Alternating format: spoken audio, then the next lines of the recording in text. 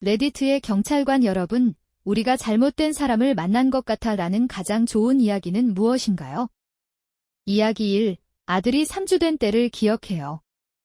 새벽 3시이고 저는 소파에 누워 있어요. 아기는 로커에 누워 있어요.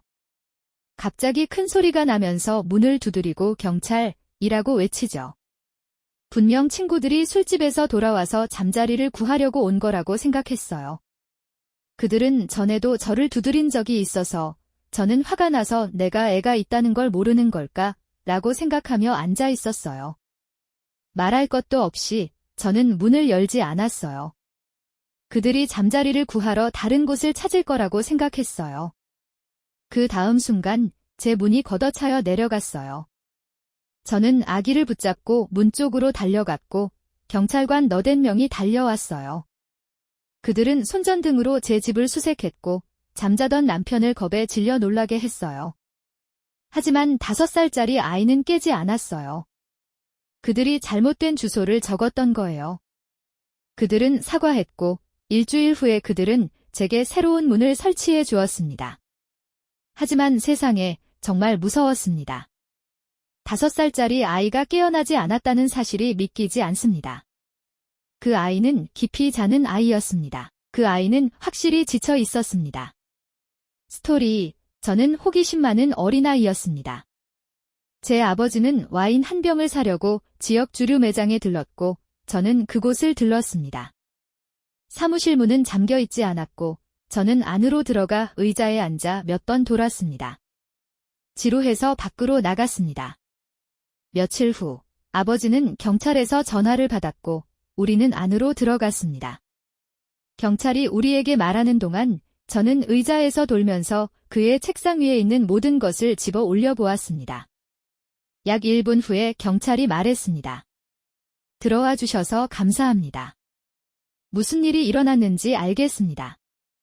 가도 됩니다. 주인의 10대 아들이 매장에서 몇천 달러를 훔쳐서 손재주가 좋은 5살짜리 아이에게 책임을 돌리려고 했습니다. 스토리 3. 한 번은 고용주에게서 돈을 훔쳤다는 비난을 받았습니다. 당연히 저는 제가 무죄하다는 걸 알았지만 그들 외에는 현금이나 계산대를 다루는 사람이 저뿐이었습니다. 큰 말다툼이 벌어졌고 제가 나가려고 할 때 그들의 3살 딸이 계산대에서 놀고 있는 것을 보았습니다. 그녀가 제가 일찍 모은 $50를 집어드는 것을 보았습니다. 저는 캐나다에 있고 $50는 3살짜리 아이에게는 빨간색이나 분홍색의 다른 색조입니다. 저는 그들의 딸이 무엇을 하고 있는지 지적했고 그들은 사과하지 않고 매우 방어적인 태도를 보였습니다. 그들은 항상 그녀가 금전함에서 놀게 했고 그녀는 아무것도 꺼내지 않았습니다. 바로 그때 그녀는 자랑스럽게 다니요. 엄마. 저는 분홍색을 좋아해서 분홍색만 가져가요? 그래서 제 거예요. 라고 말했습니다. 결코 사과를 받지 못했습니다. 저는 제가 찾을 수 있는 다음 직장을 구했고 그들의 사업은 얼마 지나지 않아 망했습니다. 얘야, 저는 그의 편이에요. 만약 제가 여러 장의 지폐 중에서 하나를 고를 수 있다면 분홍색 지폐는 꽤 괜찮아요. 좋은 선택이야, 꼬마야. 4번째 이야기, 내 동료 2명. 살인수사대 형사가 보석금을 낸 피고인을 만나기 위해 구금소에 갔다. 그들이 구금소에 도착했을 때 변호사를 기다리며 서성거리는 사람들이 몇 명 있었다. 그들은 구금소 경사에게 지름 때문에 왔다고 말했고 그는 그중 한 명을 지적했다. 그들은 다가가서 자기소개를 하고 다른 경찰서에서 그를 신문할 것이라고 말했다. 그래서 3명 모두 차에 타서 출발했다. 운전하는 동안 그들은 피고인에게 도착하면 무슨 일이 일어날지 말했다. 그는 살인 미수 혐의로 체포되어 신문을 받고 보석금을 내거나 구금될 것이다. 그 남자는 농담이겠지. 살인 미수. 내가 만취 상태였어. 라고 말했다. 그는 비교적 침착했고 반쯤 웃으며 고개를 저었다. 얼마 지나지 않아 경찰 중 한 명이 구금소 경사로부터 전화를 받았다. 실제 보석금 약속이 도착했다는 것이다. 그날 보석금을 내고 온 피고인은 같은 이름을 가진 2명이었습니다. 그들은 살인이 아닌 만취범에게 사과하고 차를 돌린 다음 올바른 사람을 데려와 신문했습니다. 키스톤 경찰이 최고입니다. 살인 혐의를 벗는 좋은 방법이네요. 마치 그들이 어떻게 알았고 살인 혐의를 같은 이름을 가진 다른 용의자에게 돌리려고 한 것처럼요. 물론 그들이 완전히 다르게 보일 가능성이 높기 때문에 그렇게 멀리까지 갈 수 있을지 상상할 수 없지만 그래도요. 시스템을 가지고 뭔가를 할 수는 있을 겁니다. 아니요. 아마도 그렇지 않을 겁니다. 스토리 5. 25년 전 경찰이었을 때의 사진이 2장 있습니다. 하나는 배지 한쪽에, 다른 하나는 다른 쪽에 있습니다. 첫 번째는 수배범을 픽업하는 영장 서비스를 배정받았습니다. 로버트슨 씨는 키가 6피트, 체중이 250파운드, 긴 붉은 머리카락, 덥수룩한 붉은 수염을 기르고 엘름 스트리트 123번지에 살았습니다. 꽤 독특한 녀석이었습니다. 그래서 엘름 스트리트 123번지로 갔는데 예상대로 앞마당에서 잔디를 깎고 있는 그 남자가 있었습니다. 키가 6피트 250인치, 붉은 머리카락, 붉은 수염. 저는 그에게 연락했습니다. 이봐요, 로버트슨 씨, 영장이 있고 감옥에 가야 할 때입니다. 그를 붙잡아 감옥으로 데려갔습니다. 그리고 중앙예약에서 그의 재산을 빼앗고 목록을 작성하는 동안 우연히 이 사람이 로버트슨이 아니라 로빈슨 씨라는 것을 알아챘습니다. 물론 수배범은 내 녀석의 집주인이자 다른 어머니에게서 태어난 쌍둥이 형제, 도플갱어였습니다. 내가 로버트슨이라고 말했을 때 로빈슨은 내가 그의 이름을 말하지 않았다는 사실조차 알아채지 못했습니다. 그는 그저 자신의 이름과 비슷하게 들리는 이름을 들었을 뿐이었습니다. 우리는 모든 것을 되돌려 놓고 영장을 다시 활성화한 다음 악수와 사과로 그를 풀어주어야 했습니다. 반대편에서 온 사람, 나는 방금 오전 2시에 퇴근하고 집으로 운전하고 있었고 여전히 제복을 입고 있었습니다. 도로에는 다른 차량이 없었기 때문에 경찰차가 내 뒤에서 방향을 바꾸고 나를 따라오기 시작했을 때 나는 별로 놀라지 않았습니다. 나는 그가 술 취한 사람을 노리고 있고 도로에서 움직이는 것은 나뿐이었기 때문에 그는 내 운전을 관찰하기 위해 잠시 나를 따라올 것이라고 생각했습니다. 그리고 그는 내가 술에 취하지 않았다는 것을 금세 알아채고 떠날 것입니다. 대신 다른 순찰차가 그에게 합류했고 또 다른 순찰차가 합류했고 또 다른 순찰차가 합류했습니다. 그러자 네 사람이 모두 나를 태우고 내 뒤로 퍼져서 완전히 중범죄로 도로를 막았습니다. 이게 재밌어졌어요. 그들은 전체 절차를 거쳤고 저는 그들의 지시를 주의 깊게 따랐습니다.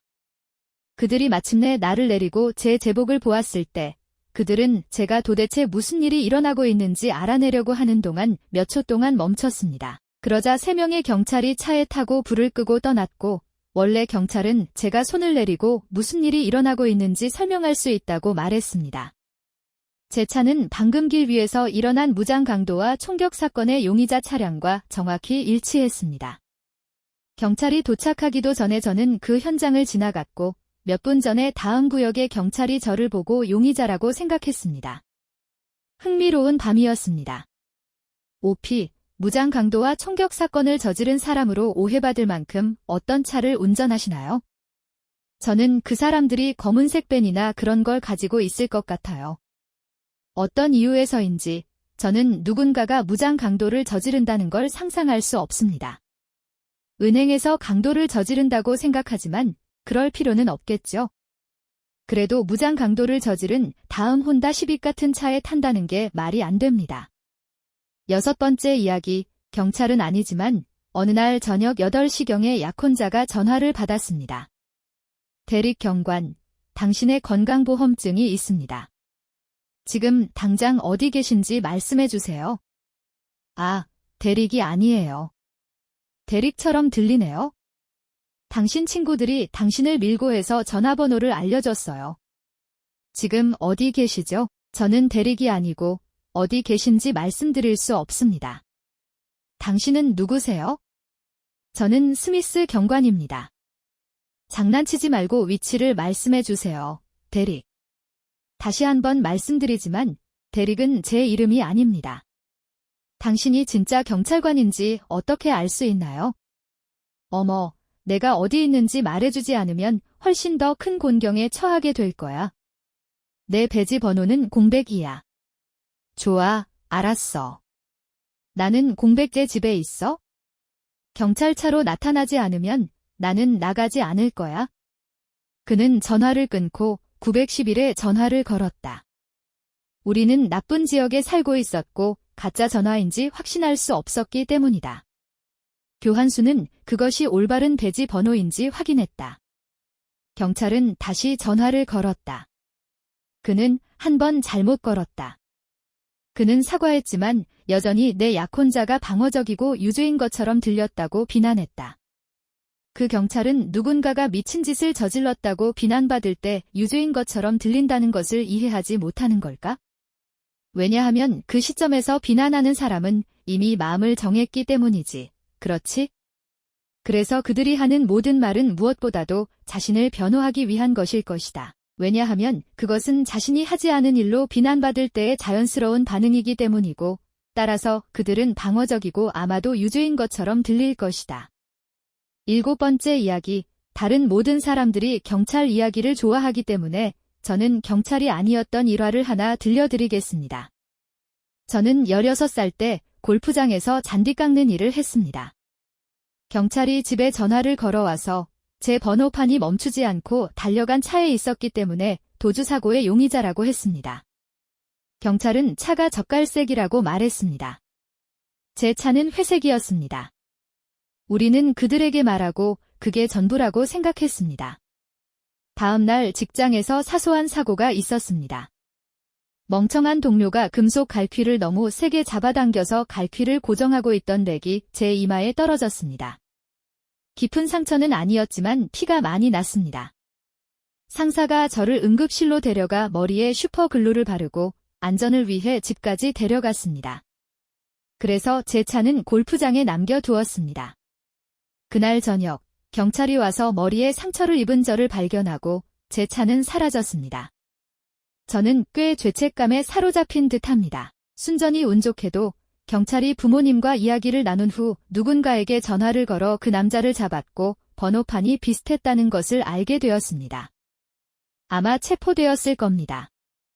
8번째 이야기, 누군가가 차를 훔쳤고 저는 그것을 확인하러 갔습니다. 저는 그 차라고 생각되는 차 뒤를 운전하고 있었습니다.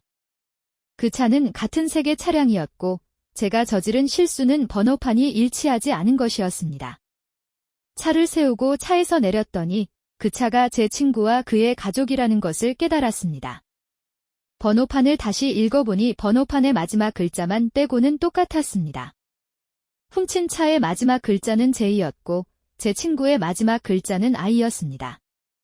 저는 웃어넘기고 사과했고 그날 밤 우리는 저녁을 먹으러 나갔습니다.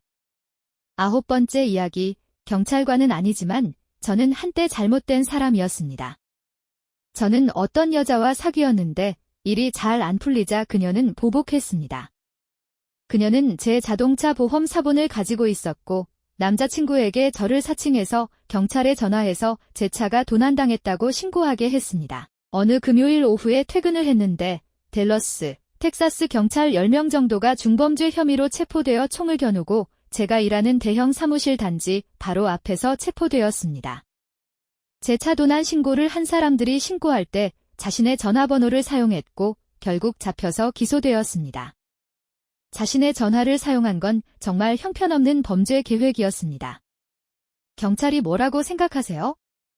10번째 이야기, 제 동네에서 2주 동안 7건의 강도 사건이 발생해서 모두가 고도로 경계하고 있었습니다. 저는 집에 혼자 있었는데 제 개 한 마리가 토하기 시작해서 아빠가 알람을 설정해 놓은 걸 잊고 서둘러 개를 밖으로 내보냈습니다. 저희는 무음 알람을 사용했기 때문에 알람이 울렸다는 걸 전혀 몰랐고 지역 경찰에 출동 요청을 보냈습니다. 5분 후 문을 두드리는 소리가 났습니다. 저는 점고 집에 혼자 있고 혼자 있을 때는 문을 열지 말라고 들었기 때문에 문을 열지 않았습니다. 그들은 계속 두드렸습니다. 요약하자면 그들은 문을 부수고 도둑을 잡았다고 생각했습니다. 여러 대의 차가 있었고 막연히 개 부대가 개입했고 경찰은 눈물을 흘리며 울고 있는 9살짜리 소녀를 용의자로 잡았습니다. 저는 일주일 후에 잡힌 도둑 무리가 아니었습니다. 이야기 11. 경찰은 아니지만 저는 인디의 한 동네에 살고 있는데 지금 대대적인 재생을 거치고 있어서 전환기에 접어든 셈입니다. 우리는 절친한 친구에게서 집을 빌렸습니다. 그는 오랫동안 그곳에 살았던 쓰레기꾼에게서 집을 샀습니다. 그들은 마약을 만들고 팔고 만들었습니다. 폭력, 호의 서비스, 모든 것이 있었습니다. 전반적으로 집은 역겹고 살기 힘들었습니다. 정말 최악이었습니다. 글쎄요, 여기 살았던 놈들은 5년이 지난 지금도 우리 주소를 사용하려고 했습니다. 약 1년 반 전에 그 녀석 중 한 명이 DMV에서 운전면허를 갱신하기 위해 우리 주소를 사용했습니다. 그는 심지어 면허가 도착하면 전화해달라고 메모를 남길 뻔뻔스러움까지 보였습니다. 몇 달 후, 크리스마스 무렵, 우리 모두가 TV를 보며 앉아있을 때 문을 두드리는 소리가 들렸습니다. 남편이 문을 열었고 총을 뺀 SWAT 팀이었습니다. 그러자 그들은 마약 중독자처럼 보이지 않는 남편을 보았고 안에는 2 어린 아들, 부모님, 그리고 아기를 젖먹이는 제가 있었습니다. 게다가 크리스마스 트리와 우리 집의 모든 사랑스러운 장식품도 있었습니다. 그들은 즉시 총을 내려놓았고 남편과 나는 그들과 즐거운 대화를 나누었습니다. 맞아요. 그들은 우리 집을 포위하고 총을 뺀 채 온갖 소동을 벌이며 어떤 종류의 폭력범죄로 수배 중인 녀석을 찾고 있었습니다. 우리는 제가 빅네스티라고 부르는 그 녀석에게 화가 났습니다. 12번째 이야기, 경찰은 아니지만 어느 날 집으로 가는 길에 경찰 헬리콥터가 머리 위로 지나가는 것을 보았습니다. 당시 저는 대도시에 살았기 때문에 2명의 경찰에게 막힐 때까지는 별 생각이 없었습니다. 제 차와 매우 비슷한 SUV를 탄 사람이 근처 학교에서 아이들을 유인하려 했고 이전 유죄 판결로 인해 위험한 범죄자로 간주되었습니다. 그들은 범인을 잡았다고 생각했지만 그날 그들이 가진 것은 아이스크림을 든 SUV를 탄 임신한 백인 소녀뿐이었습니다. 총에 손을 얹고 창문으로 온 한 명의 경찰이 제 지프차로 아이들을 유인하는 사람에 대해 아는 것이 있는지 물었습니다. 저는 당황한 표정으로 그를 바라보았습니다. 저는 공황장애가 있어서 제 반응을 설명할 수 있기를 바랍니다.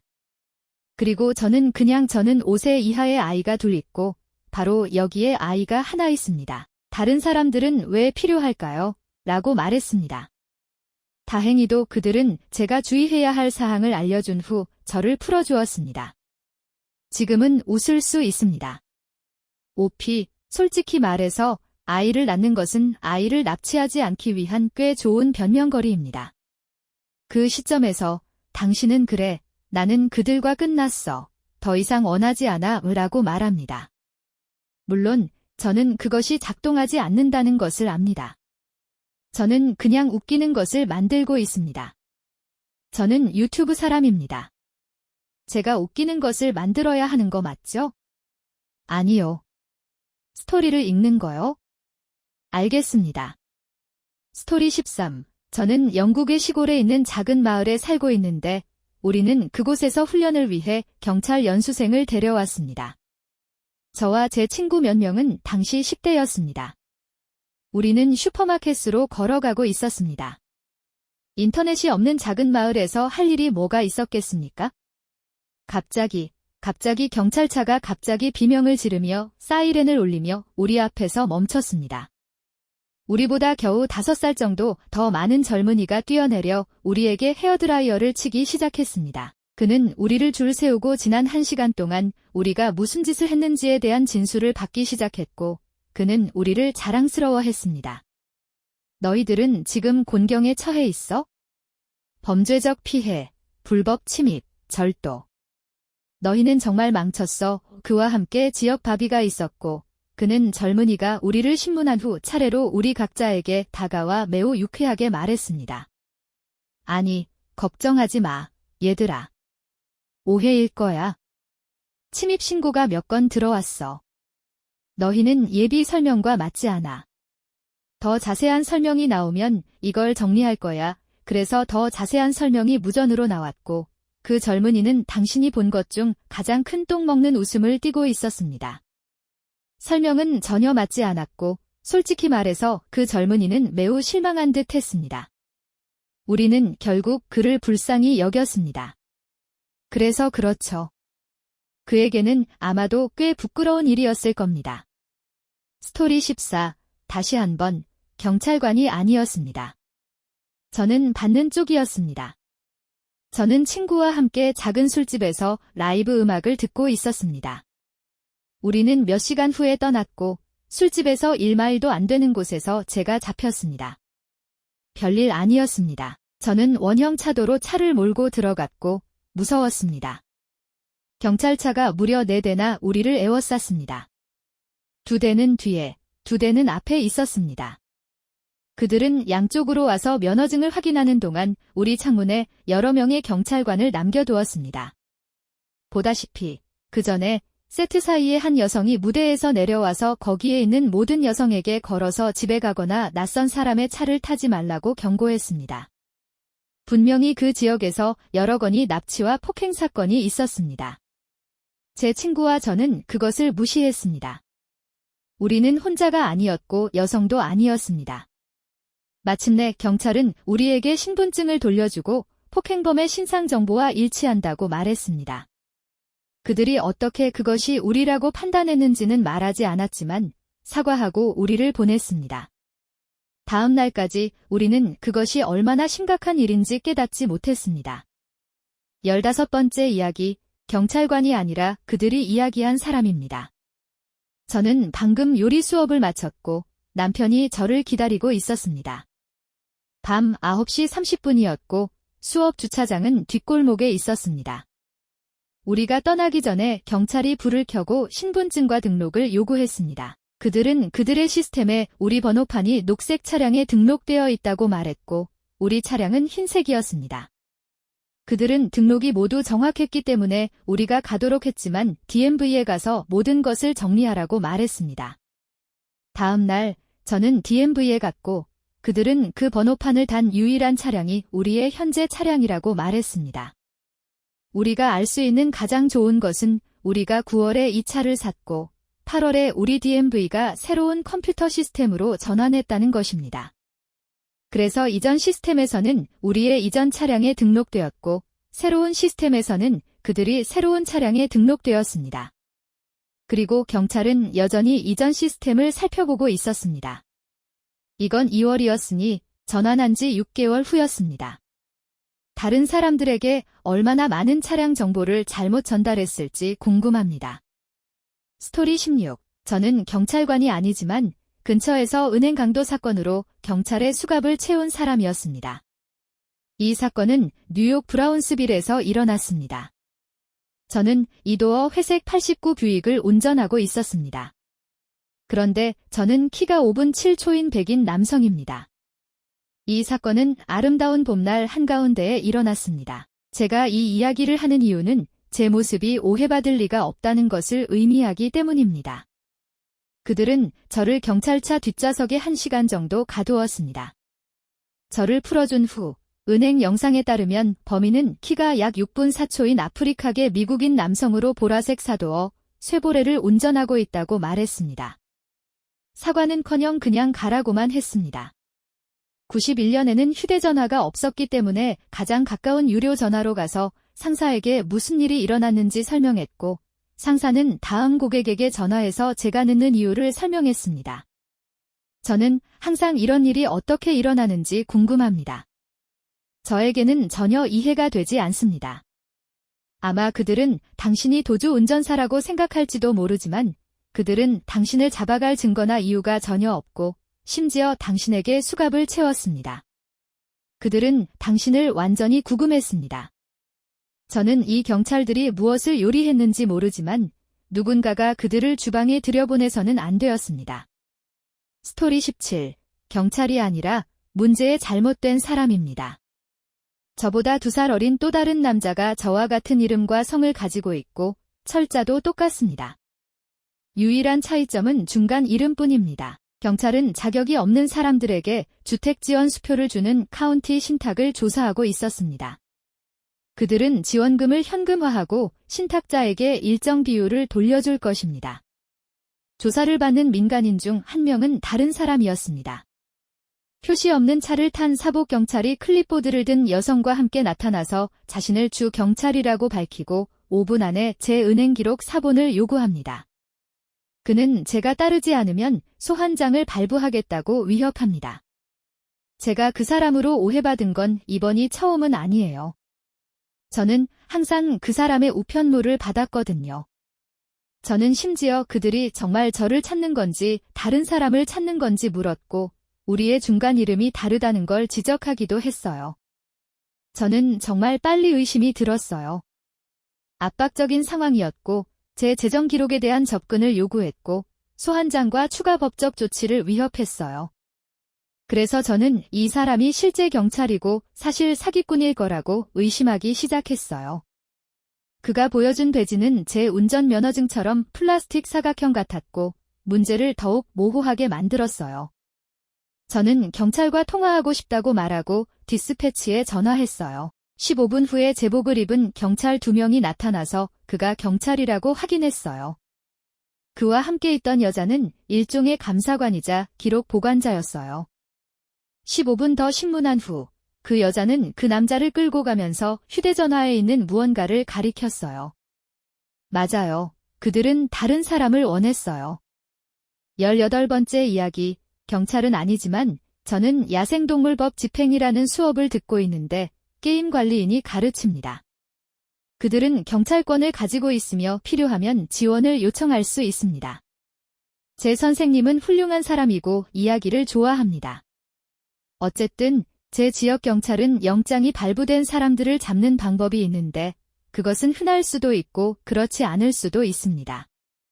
그들이 하는 일은 그 사람에게 시에서 상을 받았다는 내용의 편지를 보내는 것입니다.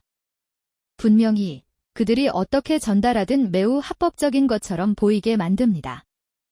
상을 받으려면 특정 날짜에 커뮤니티 센터에 가야 합니다.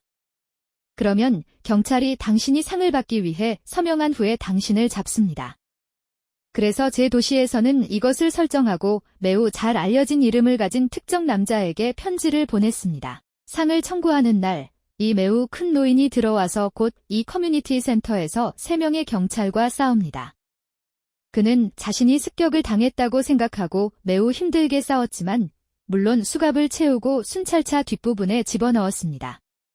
문제는 그들은 나이라는 중요한 세부사항을 확인하지 않았다는 것입니다. 그들은 주니어가 영장을 가지고 있을 때 시니어를 잡았습니다. 그들은 그 남자의 이름이 너무나 유명해서 그런 사람이 한 명뿐일 것이라고 생각했습니다. 스토리 19. 경찰은 아니지만 경찰이 제 분만실로 찾아와 오토바이를 훔친 남자를 찾고 있었습니다. 그들은 CCTV 영상을 보고 런던 중심부에서 카메라로 그를 따라갔고 병원과 분만실에서 같은 증상을 보이는 사람, 즉 후드티와 나이키 운동화를 신은 흑인 남성을 보았습니다. 저는 평소에는 차분한 사람이지만 그들이 병동으로 들어와서 그와 이야기하라고 요구하자 점점 정신을 잃어갔습니다. 저는 그들이 말하는 남자가 식당에서 무언가를 가져오려고 병동을 15분밖에 나가지 않았다고 반복해서 말했습니다. 그들은 카메라에 사람들을 헷갈리게 했을 겁니다. 그리고 그의 아내는 지금 아들을 밀어내는 중이었습니다. 그들은 친절하게 엿먹고 나중에 다시 올 수 있을까요? 세상에. 그들은 마치 그가 살인이나 그런 혐의로 수배 중인 것처럼 행동하면서 제가 그들의 수사를 방해한다고 말했습니다. 제 관리자가 생명이 위협받는 상황에서 우리가 안전하게 돌볼 수 있는 것을 방해한다고 말해야만 그들은 떠났습니다. 나중에 전화가 와서 그들이 적절한 사람을 만났기 때문에 더 이상 그 사람과 통화할 필요가 없다고 했습니다. 사과도 하지 않았습니다. 오피, 여기가 영국 런던인 줄 알고 그래서 경찰이 어디서나 이런 식이라는 소식을 듣는 건 전혀 안심이 안 됩니다. 경찰이 호전적이고 사과하지 않는 게 북미에서만 있는 일이기를 바랐지만 아니, 그렇지 않습니다. 그리고 제가 시작한 방식에 대해 사과드립니다. 그들이 타이핑한 대로 발음하는 법을 모르겠습니다. 스폰지밥 밈에 대문자와 대문자가 섞여 있는 걸 아십니까? 그들은 기본적으로 경찰관이 아니야 라고 말하는 다른 사람들을 놀리면서 스스로 그렇게 말했고, 저는 어떻게 말하는지 몰랐기 때문에 최선을 다했습니다. 어쨌든 오늘은 여기까지입니다. 시청해주셔서 정말 감사합니다. 어디에 계시든 즐거운 하루나 밤 보내시길 바랍니다. 다음 시간에 뵙겠습니다.